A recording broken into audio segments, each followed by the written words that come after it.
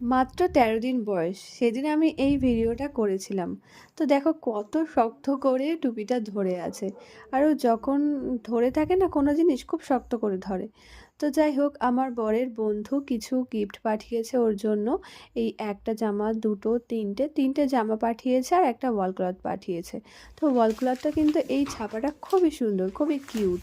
তো তারপর একটা নীল দড়ি বাঁধা জামা পাঠিয়েছে, তারপর আকাশি কালারের একটা জামা। জামাগুলো কিন্তু খুব কিউট কিউট জামা, বাচ্চাদের জামা মানেই কিউট। এখানে পিঙ্ক কালারের একটা দড়ি বাঁধা জামা, তার সাথে একটা প্যান্ট রয়েছে, একটা একটা সেট। আর এই রম্পার্সগুলো আমার না খুব ভাল লাগে। দরজা খুলছে কে? কে ওখানে? কে? কে ওখানে? কে? পুতু।